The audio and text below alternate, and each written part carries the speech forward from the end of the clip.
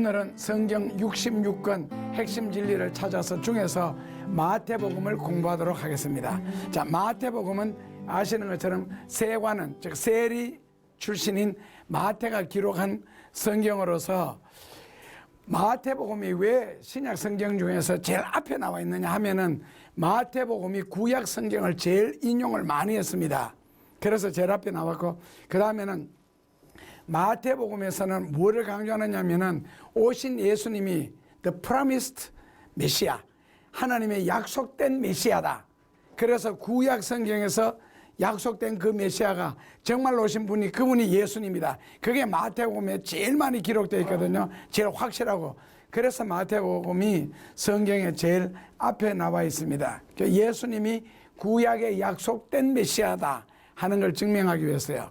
그리고 마태복음, 성경 66권 전체에서 천국이라는 말이, 천국이 37번이 나옵니다. 그 37번 중에서 36번이 마태복음에 나옵니다. 그러니까 전 성경에 천국 이야기는 안 나온다는 뜻이죠. 37번 중에 36번이 마태복음에 나오니까요. 그럼 하나는 어디 쓰여 있는 되게 궁금하지요.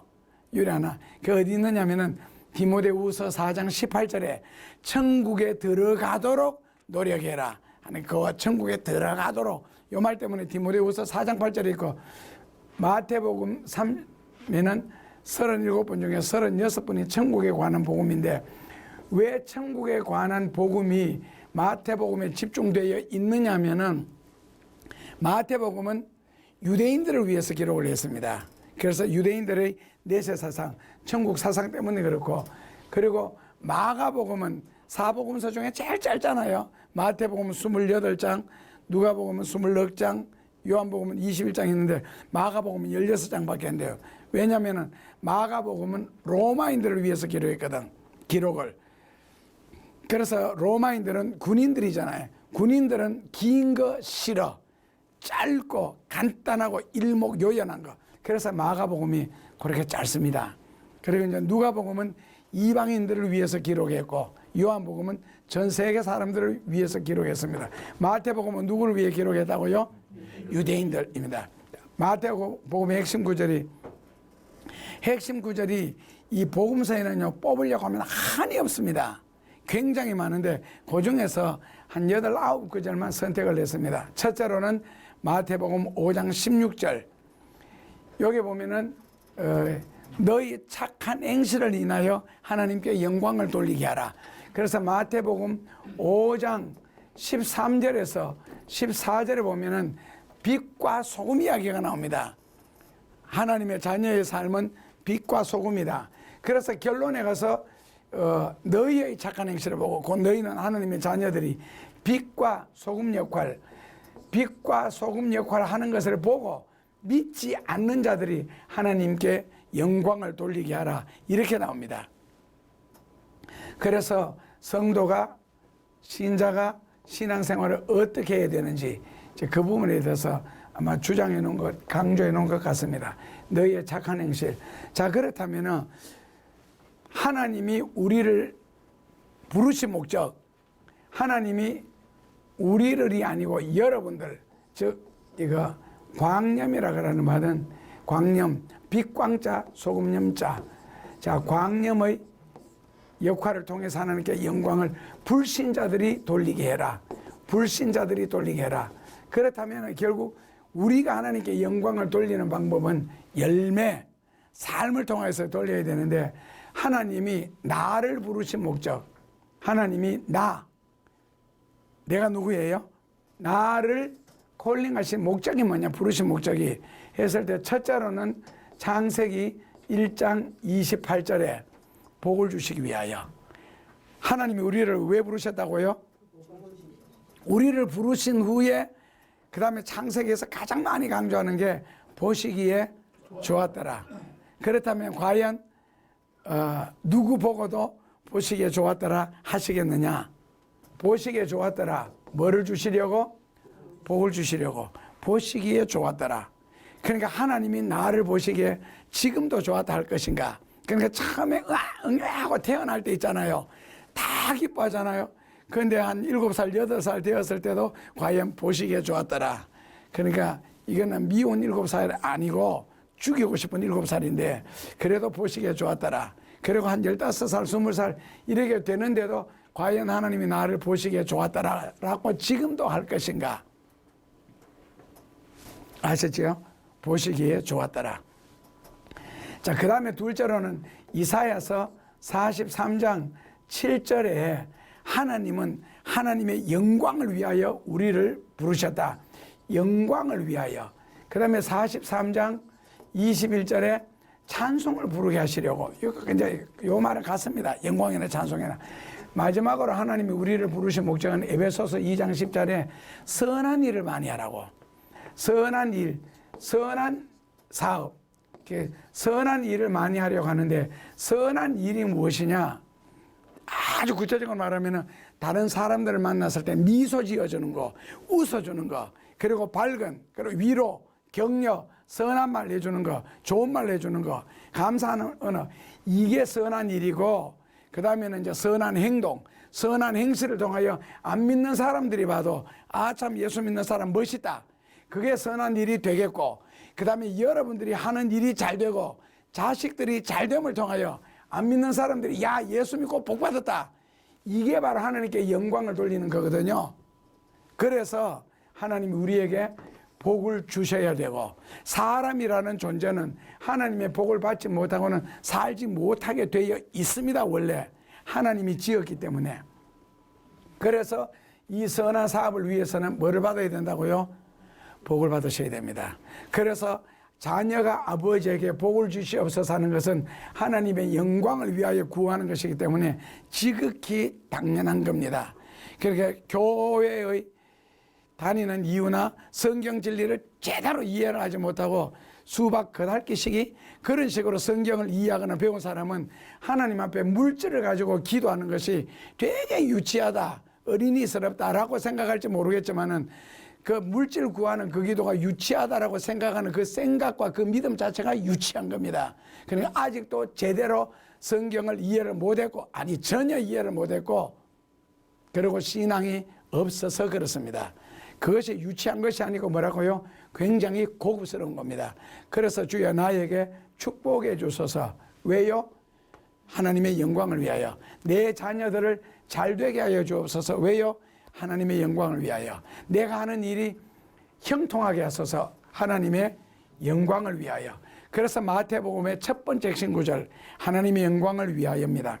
자, 둘째로는 마태복음 5장 45절 같이 봉독하시죠. 마태복음 5장 45절 같이 봉독하겠습니다. 이같이 한즉 너희 아버지의 아들이 되리니 이는 하나님이 그 애를 악인과 선인에게 비치게 하시며 비를 물은 자와 불의한 자에게 내리시리이다. 예, 뭐라고요? 이같이 한즉 너희가 하나님의 자녀가 되리라. 이같이 한즉 하나님의 자녀가 되리라. 그렇다면은 뭐같이 한즉? 뭐같이 한즉? 이같이 한즉. 이같이 한즉 하나님의 자녀가 되리라. 그렇다면 이같이가 뭐겠느냐? 한마디로 말하면은 하나님의 자녀가 되는 방법은 그 성경 전체를 요약할 때는 하나님을 사랑하는 것 있잖아요. 하나님을 사랑하는 것 외에는 다른 방법이 없습니다. 그래서 하늘에 있는 하나님을 사랑할 때 우리가 하나님의 자녀가 되고 하나님의 자녀로서 하나님의 축복을 누린다는 거죠. 이게 이제 성경 논리가 그렇습니다. 하나님의 자녀가 먼저 돼야 되고, 그리고 하나님의 자녀가 되면은 하나님의 축복을 누리는 것, 달라는 것은 당연한 것이다. 당연한 것을 기도하지 못하는 것은 안 당연한 것이다. 하나님의 자녀가 되면은 당연하게 하나님의 축복을 받아야 사는 것이 하나님의 자녀의 도리인데, 하나님의 자녀가 하나님 앞에 복을 달라고 기도를 하지 못하는 것, 그것도 구체적인 복이 있잖아요. 어디 영적인 복만 있어 세상에 우리가 뭐 이슬만 먹고 삽니까? 그러니까 세상에 사는 동안 세상적인 복이 필요하죠. 예수님도 거기에 대해서 굉장히 자주 말씀하셨고, 설교의 절반이나. 그래서 내가 하나님을 사랑한다, 우리가 하나님을 사랑하고 산다 할 때 내가 하나님을 사랑하는 줄 하나님이 아시겠어요, 모르시겠어요? 아시겠죠? 그런데 주변의 사람들은 내가 하나님을 사랑하는지 안 사랑하는지 알겠어요, 모르겠어요? 티가 나면 알지만 모릅니다. 왜냐하면 사랑은 속에 있는 거거든요. 그래서 하나님도 나도 모르겠다 그러시거든요. 잡아뗍니다.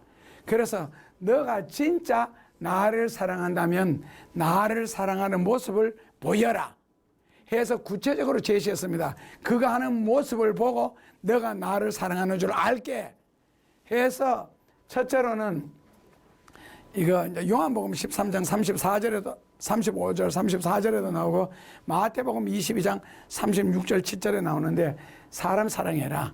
이웃을 사랑해라. 내 이웃을 어떻게 사랑해라? 누구 몸과 같이? 그래서 이것 가지고는 부족하다 해서 하나 더 있습니다. 정말 너가 하나님을 사랑하는지 아는 방법은 내 이웃을 내 몸처럼 사랑해라 가 아니고 이거 당연하게 해야 되는 거. 둘째로는 원수도 사랑해라. 원수도 사랑해라. 그러니까 세속적인 표현을 하면은 원수는 씹어 먹어라. 이게 아니고 원수도 그래 마태복음 5장 45절에 있잖아요. 44절 한번 보시면은 같이 읽으시면 나는 너희에게 이르노니 너희 원수를 사랑하며 너희를 핍박하는 자를 위하여 기도하라. 너희 원수를 뭐라고요? 사랑하며 핍박하는 자를 위하여 오히려 뭐 해라? 기도하래요. 원수를 사랑해라잖아요. 그러니까 나 같은 죄인이 구원받을 길이 절대로 없는데 원수와 함께 살게 함으로 그 원수를 사랑하는지 안 사랑하는지 보고 하나님이 너희를 나의 자녀로 삼겠다는 거잖아요. 아니면 우리가 뭐해가 구원을 받겠어요. 그래서 이같이 한즉 이같이가 뭐라고요? 하나님을 사랑하는데 하나님을 사랑하는 하나님은 하늘에 계시니까 뭐 하나님은 우리가 대접할 수도 없고 그래서 하나님을 사랑하는 구체적인 방법이 이웃을 사랑하고 원수를 사랑해라. 그래서 하나님이 우리에게는 무엇을 주셨어요? 이웃을 주셨고 원수를 주셨습니다. 이웃을 주셨고 원수를. 그래서 여기에서 원수의 개념은 어떻게 이해하면 되겠어요? 꼭 뭐 원수 져야 원수 진 게 아니잖아요. 원수의 개념은 그냥 내가 미운 사람, 그래서 내가 싫은 사람, 그 사람을 정말 사랑할 수 있겠나? 내가 미운 사람, 내가 싫은 사람, 뭐 해주라? 예, 사랑해주고 기도까지 해주라. 육신적으로 눈 질끈 감고 밥 한 끼는 해줄 수 있는데 뒤에서 영적으로. 그러니까 어떤 면에서 육신적으로만 가지고도 안 된다. 영적으로도 정신적으로도 진짜 사랑해야 그게 사랑이 아니냐. 왜? 날 사랑하듯이 하나님을 사랑하듯이 이웃의 원수에게도 그렇게 하라는 거예요. 그렇게 한즉 뭐라고요? 하나님의 자녀가 되리라. 그래서 하나님의 자녀가 되기가 쉽다, 어렵다. 어쨌든 이같이 한즉 하나님의 자녀가 되리라. 그럼 우리는 하나님의 자녀가 현재 되어 있다, 되어 가고 있다, 앞으로 되리라. 1번 되어 있다 이미. 2번 되어 가고 있다. 3번 앞으로 되리라. 몇 번? 1번. 2번. 예. 용감해서 좋습니다. 셋째로는 마태복음 7장 26절 같이 보시면 나의 이 말을 듣고 행치 아니하는 자는 그 집을 모래에 지은 어리석은 사람 같은. 예. 말씀을 듣고 행하는 자는 어디에 세웠다? 반석 위에 세웠다. 아니 행하는 자는 모래 위에가 아니지. 아니 뭐 순서만 살짝 바꿔도 딴소리를 자꾸 하셔. 말씀을 듣고 행하지야.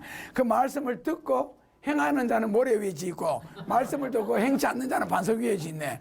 그래서 우리가 순종을 마음 놓고 하잖아. 왜 속이라도 편하려고. 말씀을 듣고 행하지 않는 자는 어디 짓는다? 모래 위에 짓는다. 말씀을 듣고 행하지 않는 자는 어디에 짓는다?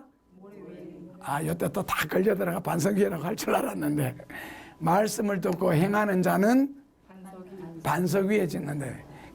행하지 않는 자 모래 위에 짓는다. 그래서 요즘 시대 자체가 뭐라고요? 듣는 것이 참 풍성한 시대죠. 문제는 실천이다. 왜 실천해야 되느냐? 이 순종이라는 것이 진리의 완성이다. 그러니까 뭐 깊은 데로 가서 배우는 배는 그물을 던져라. 고기 가득 잡는다. 암만 설교하고 범사에 감사를 아무리 해도 순종하지 않으면 실천하지 않으면 그만이거든. 그것은 뭐라고요? 모래 위에 믿음의 집을 짓는 것 같다. 모래 위에 믿음의 집을 지어서 그대로 살면데 요즘에 이동식 주택도 많고, 그리고 이제 뉴질랜드라든지 필리핀이라든지 아니면은 이게 이제 눈이 많이 오는 나라의 해변가 주택 같은 데는 전부 다 물에 떠도록, 한강에도 가면은 한강에 집 있는 레스토랑, 그것도 물이 부르면 아주 공중에 떠도록 만들어놔서 그 나중에 집이 이렇게 팍 평소에는 이렇게 있고, 그러니까 되는데, 이게 소나기가 오면은 모래가 쓸려 나가면 결국 집이 부서지는 거야. 이제 거기에다 염두를. 그래서 결국에는 말씀을 많이 듣고 행치 않으면은 결국에는 무너진다. 다시 말하면은 병이 이렇게 똑같은 병이 두 개가 있는데 여기에는 독약이라고 써놨습니다. 여기는 안 써놨습니다. 독약이라고 써놓은 것을 마셨습니다. 어떻게 되겠어요? 독약. 답은 죽는다. 안 써놓은 것을, 같은 것들은 안 써놔서 요거를 마시면 어떻게 되겠어요? 죽겠어요? 안 죽겠어요? 이건 안 써놨다니까 밖에. 마시면 둘 다 죽습니다. 차이점이 뭐겠어요? 알고 죽고 모르고 죽고. 자, 그렇다면 여기 독약이 아니고 성경이다 하면, 우리가 아는 성경은 그 하나님이 하나님의 능력, 기적이 다 포함되는데, 성경을 배우고 읽으면 원래 성경대로 축복을 받아야 정상이거든요. 그런데 이것을 알고도 못 받느냐, 모르고 못 받느냐. 그 다음에 지옥에 가면은 뭐 요즘 말이 그래요. 90%가 교회 다니다가 온 사람들이다. 그러니까 성경에 보면은 안 믿으면 지옥 받는데 있지요. 믿으면 복을 받는다도 있고 은혜 받고. 그렇다면은 왜 성경을 아는 채로 지옥 갔을까? 그러니까 롯의 사위들처럼 소돔과 고모라가 유황불에 폭발해가지고 다 탄다는 걸 알고도 타 죽는 사람 있고, 소돔과 고모라 성산한 사람 모르고도 타 죽는다는 걸. 결론은 뭐냐? 실천이다. 노아가 주의 말씀을 듣고도, 하나님 말씀을 듣고도 방주를 안 지었더라면은 소나기가 온다는 사실을 알고 홍수에 떠내려가서 죽었고, 모르는 사람들은 모르고 죽겠죠. 지금 이 시대도 마찬가지. 문제는 뭐라고요? 실천이다. 순종이다. 결국 순종이 진리의 완성이다. 순종되어지지 않는 진리는 내게는 진리가 아니다. 출애굽기 15장 26절에 하나님은 모든 병을 고치시고 애굽 사람에게 걸린 질병이 하나도 너에게 내리지 않는다. 결국 걸려도 고쳐주신다 했을 때에 알고 있으면 뭐예요? 그 아는 채로 그냥 죽어가는 거죠. 아는 채로. 마태복음 8장 16절에 예수님은 말씀으로 모든 병을 고치시니라. 그렇다면 예수님은 병 고치는 능력이 있으시다. 그러면 예수님을 믿고 그 다음에는 노력을 하면은 병 낫는다. 이게 돼야 되는데, 그 성경을 아는 채로 그 예수님을 향하여서 그들 간절성이 없으면은, 그러니까 예수님의 옷자락에 손을 대었을 때 누가 되었느냐? 제자들의 말처럼 수많은 사람들이 밀고 당기는데 누가 내 몸에, 내 옷에 손을 대었느냐라고 어리석게 질문하느냐는 거죠. 그랬을 때에 결국 혈루증 걸린 여인이 나타나는데, 문제는 혈루증 걸린 여인은 예수님의 옷자락에 손을 댈 때 목적이 있었습니다. 그러니까 옷자락에 손만 대어도 내 병이 나을 것 같다 하는 간절함으로 손대느냐, 그냥 밀고 당기듯이 손을 대느냐는 다르다는 거죠. 간절하게 받아들이면은 그 말씀이 그들에게 능력이 되고 복이 되고 은혜가 되는데, 그냥 배우고 한번 들은 걸로 만족하고, 그거 옛날에 들었던 말씀입니다, 지나가 버리면 아무런 의미가 없는, 성경을 가진 채로, 성경을 아는 채로 지옥에 가게 됩니다. 하나님의 능력의 하나님, 예수님의 구원의 하나님 아는 채로 지옥 가는 거죠. 모르고 지옥 가는 수 있고. 그래서 아시죠? 말씀을 많이 배우면 유익한 것은 많이 행할 수 있는 방법을 알기 때문에 유익하지만은, 한 구절만, 조금 아까 기도했을 때 깜짝 놀랐어요. 우리 1시간 속에서도 성경 공부 굉장히 많이 하잖아요. 근데 아까 기도 뭐라고 했는지 아세요? 여기에 관계된 기도. 방금. 한 줄의 말씀을 실천하기 위하여. 그래서 깜짝 놀랐습니다. 한 구절 실천하다 보면 그 한 구절 속에 수많은 성경이 다 들어있다니까요. 하나님의 능력과 기적과 섭리와 예비하심과 앞생하며 준비하심, 하나님의 도우심과 축복과 한 구절 속에 다 들어있어요. 왜? 성경은 살아있는 하나님의 말씀이기 때문에. 그래서 이 31,109절이나 109절이나 되는 이 성경 속에서 자기가 실천할 수 있는 한 구절 찾아서 실천하시면 됩니다. 그러다 보면 다른 것도 순종할 수 있는 능력이 생기니까요. 하나님의 말씀을 두고 행하지 않는 자는 모래 위에 집을 지은 것과 같다. 고로 행하는 자는 반석 위에. 그러니까 하나님이 철저하게 근거가 되어 주신다는 이야기였죠. 자, 그 다음에는 그 넷째로는 그 마태복음 8장 13절에 자, 같이 읽어보시면은요.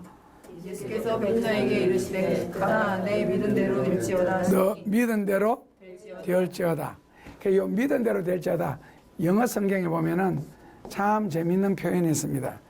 As you have believed. As you have believed.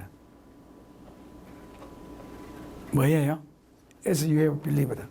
다시 해석하면은 그렇죠? believed. 예, 믿었던 과거를 가지고 있다는 겁니다. 지금 결국에는 믿은 대로 믿었던 여기 과거. 결국에는 과거의 믿음이 지금 너를 만든다는 거거든요. 과거의 믿음이 현재 삶에 나타난다는 거예요. 예를 들어서 왜 내가 지금 하는 일이 형통되고 잘 돼요? 과거에 하나님 앞에 좋은 샷을 많이 뿌려놨겠죠. 자, 소돔과 고모라가 지금 멸망해서 왜 지금 멸망했어요? 과거에 어떤 식으로 살아와서 소돔과 고모라가. 그런데 신기하게도 원망이 있잖아요. 불평. 그 민수기 성경, 출애굽기 성경 나오는데 이건 하자마자 즉시 죽이죠. 원망 지금 하는데 지금 죽인다고. 과거에 해놔야 지금 죽지요. 지금 좋은 일 해놓으면 미래에 잘 살 거고. 그런데 원망 불평은요, 지금 하는 것 같아도 그 사람 속에 원망과 불평이 벌써 사여져 있습니다. 언어로 입을 통하여 지금 나올 뿐이지 결국에는 과거가 쌓았습니다. 그러니까 as you have believed, 너가 과거에 어떤 믿음을 가졌었느냐에 따라서 그대로 지금 된다는 겁니다. 그러니까 현재 우리가 믿는 거 있잖아요. 믿는 거. 이거 되게 중요합니다. 언제 중요하겠어요? 지금 내가 예수님을 말씀을 따라 바르게 믿고 기도하고 헌신하고 하는 게 언제 중요하겠어요? 내일. 내일 중요합니다. 미래가. 왜? 지금께 자라가지고 꽃이 피어서 열매를 맺잖아요. 그 열매를 취하는 날 우리는 기적이다, 축복이다, 하나님의 능력이다 그러거든요. 그러니까 그 자라서 꽃 피고 열매가 될 때까지 기간이 필요해요. 근데 죽이는 거는 뭐 지금 팍 죽이면 시간도 안 걸리죠. 그래서 복을 받는 건 항상 시간이 걸립니다. 그러니까 지금 순종하고 기도해야 할 이유는요, 내일 때문에, 미래 때문에. 그리고 결단적으로는 예수님이 재림하실 때, 그때 바로 우리가 믿었던 것 때문에 예수님을 기쁨으로 환희 중에 영접할 수 있고, 그렇지 못하다면 심판의 대상으로 두렵게 맞이하게 될 거죠. 믿은 대로 될지어다. 자, 그 다음에는 13장 11절. 거기 한번 보시면은요. 예. 천국의 비밀을 아는 것이 너희에게는 허락되었으나 저희에게는 아니 되었다. 뭐가요? 천국의 비밀을 아는 것이 너희에게는 허락되었으나 저희에게는 아니 되었다. 천국의 비밀이라는 것이. 그렇다면 천국의 비밀이 무엇이냐? 거기서 너희에게는 허락되어서는 너희는 누구예요? 제자들이죠. 저희는 누구예요? 예? 저희는 누구냐면 예수님이 그 당시에 무리들을 모아놓고 설교를 많이 하셨죠. 마태복음 13장 전체가 설교입니다. 그 사람들 모아놓고 그 무리들을 모아놓고 설교한 들은 그 무리가 바로 저희가 됩니다. 구체적으로 하면은 뭐 보통 그냥 믿는 사람들이겠죠. 그러니까 저희에게는 아니 되었고 너희에게는 되었다. 뭐를? 천국의 비밀을 하는 것이. 근데 이 말을 지금 누가 듣고 있어요? 제자들이 듣고 있죠. 근데 제자들이 이 말을 듣고 천국의 비밀을 이해했겠어요? 못했겠어요? 절대로 이해 못합니다. 그게 너희들에게는 허락되었다 하는 그 말을 듣고도 제자들이 지금 이해를 못한다고. 근데 천국의 비밀을 아는 것이 가지고 이거 가지고 하다 보니까 몇 시간을 해도 끝이 안 나더라고.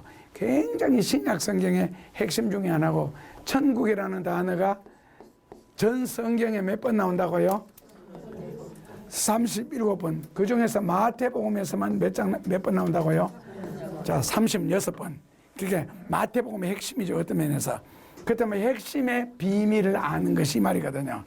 그렇다면 천국의 비밀은 무엇인가 하기 위해서는 이제 단계별로 원래 설명을 쭉 해야 되는데 하여튼 앞에서부터 90%를 생략하고 마지막 10%만 딱 때가 온다면은 예수 믿으면은 어디 가죠? 예수 믿으면은 구원받는다. 이제 이게 단수 논리잖아요. 예수 믿으면은 구원받는다.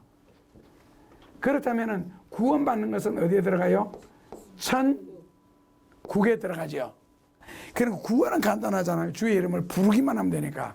그러나 마태복음 7장에 나오면은 주의 이름을 부른다고 되는 것이 아니고 아버지의 뜻대로 행하는 자에게 되라. 그 행하면 몸으로 예수 믿는 거거든요. 부르는 것은 입으로 예수 믿는 거고, 그러니까 몸으로 예수 믿는 것하고 입으로 예수 믿는 것은 다르고, 입으로 믿는다는 것은 마음으로 믿는 거고, 이론적으로 믿는 거고, 추상적으로 믿는 거고, 몸으로 믿는 것은 구체적으로 믿고 현실적으로 믿는 거.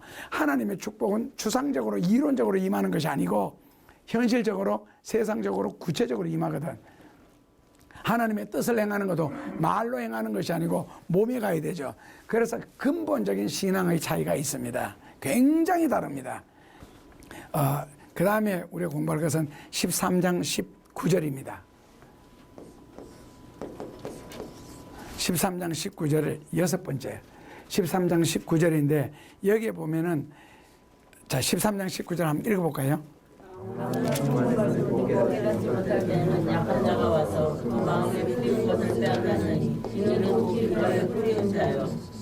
깨닫지 못하면 못 깨닫는 게 복이 절대로 아니다. 깨닫지 못하면은 깨닫는다. 원래 진리는 깨닫는 거거든요. 진리는 깨닫는 거예요. 진리는 배우는 게 절대로 아닙니다. 깨달아야 자기 것이 되는데, 그런데 내가 깨달은 것은 뭐냐면은 깨닫는 것은 있잖아요.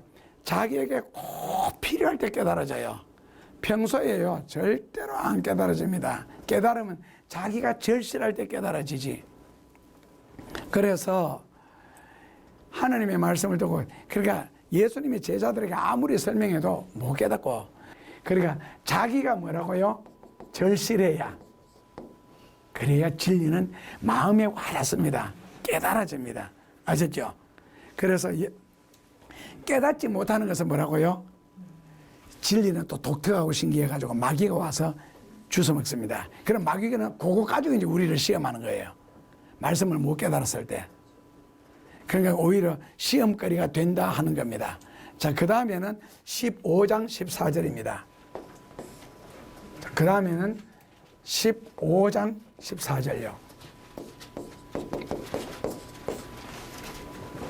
야, 일하다가 언제 28장까지 가겠어? 이제 15장 갔는데 갑니다. 어떻게 가는지 한번 두고 보세요. 자, 15장 14절을 같이 봉독하겠습니다. 그냥 두어라. 저희는 소경이 되어 소경을 인도하는 자로다. 만일 소경이 소경을 인도하면 둘이 다 구덩이에 빠지리라 하시는데. 야, 소경을 인도하면 어떻게 된다고요? 둘 다 빠진다. 그 다음에는 소경이 눈 뜬 사람을 인도하면 어떻게 되겠어요? 예? 소경이 눈 뜬 사람을 인도하면, 그러니까 다 그렇진 않지만 제가 특수교사 생활을 해보니 고집이 누가 제일 세겠어요? 예를 들어서 이게 정상적인 사람, 둘째로 농아 말 못하는 사람, 셋째로 소경 앞 못 보는 사람, 넷째로 지체부자요. 앞 못 보는 사람. 이 중에 누가 고집이 제일 셀 것 같아요? 아무것도 없는 3번 4. 지체부자는 팔다리가 고장난 사람이거든요.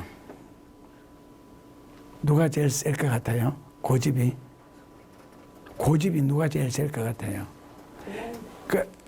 전반적으로는 성품에 따라서 다르겠지만 전반적으로 이야기하면은요, 눈 뜬 사람하고 예를 들어서 소경하고 싸움이 붙으면 누가 이기겠어요? 소경이, 예, 소경이 입니다. 보이는 게 없으니까 이런 농담들도 하거든요. 그런데 고집셉니다. 내 눈으로 보지 않는 것은 절대로 믿지 않습니다. 근데 내 눈에 보이는 게 없으니까 절대로 안 믿는다는 거지.